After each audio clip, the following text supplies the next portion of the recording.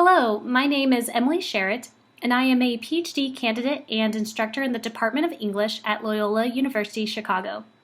Today, I have the pleasure of introducing you to a second edition copy of George Sandys' A Relation of a Journey begun in 1610. The book was printed in 1621 and now is housed in the special collections at the Newberry Library. Sandys' text is notable because it offered readers language by which to historicize and conceptualize human diversity, thus participating in discourse on racial difference. During this presentation, we will consider how Sandys' pre-modern travelogue shaped ideas about racialized identities for centuries following its publication. George Sandys, the author, was a prominent poet and translator of Greek and Roman classical texts.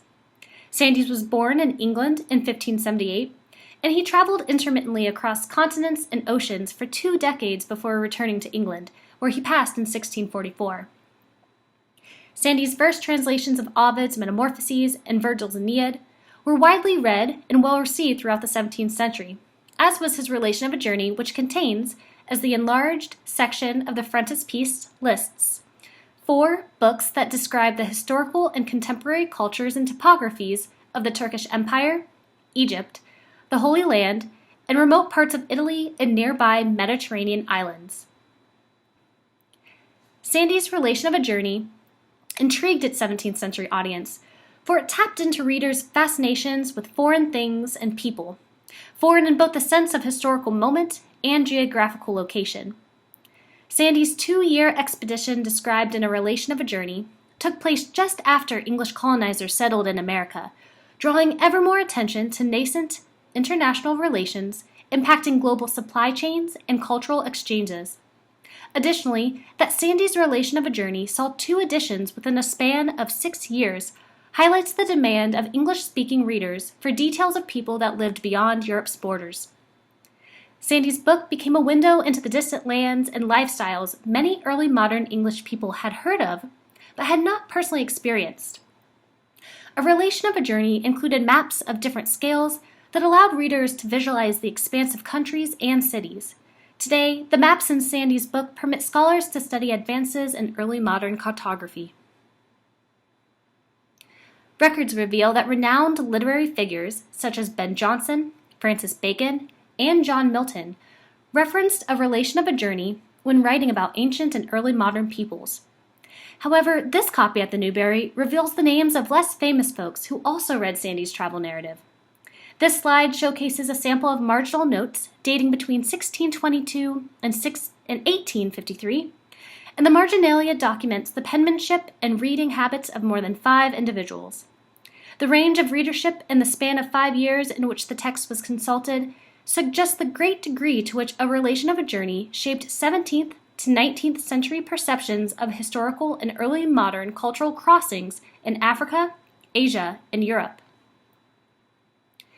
In the dedicatory letter preceding his 4-book travelogue, Sandys initiates his commentary on the character of each culture he encountered during his journeys.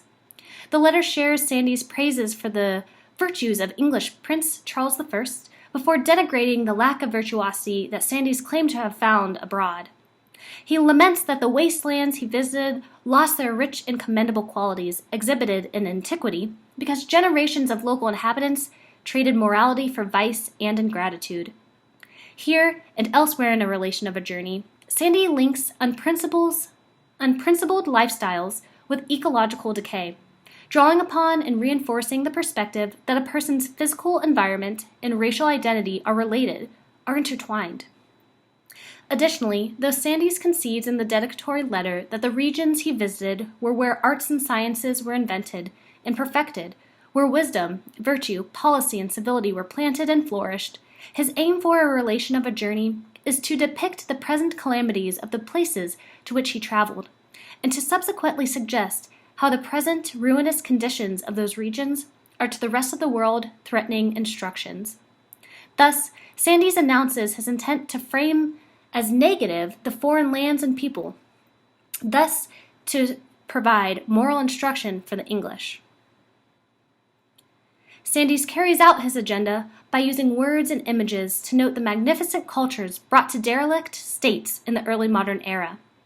When discussing societies in Egypt, Sandys acknowledges that Egyptians first invented arithmetic, music, and geometry, in addition to conveying their religious teachings to future generations via hieroglyphs written in stone, as well as building great pyramids that inspire wonder and honor their rulers with regal sumptuousness. Yet Sandys paints a principled Egypt of old to serve as a foil to the pleasure-seeking Egyptians he claimed to have observed during his travels. He spends pages describing Egyptians as grave robbers, followers of monster gods, and indulgers of festivals that entailed watching fireworks as a community before breaking into smaller groups to hold licentious affairs for several days. Sandys provided social commentary on a variety of communities that were thriving beyond English soil, not only those in Egypt. I encourage you to peruse the Newberry's copy of Sandys' Relation of a Journey to learn more about these tales Sandys published regarding topics ranging from gendered dress codes and beauty standards to urban planning and architecture, topics that informed ideas about racial difference.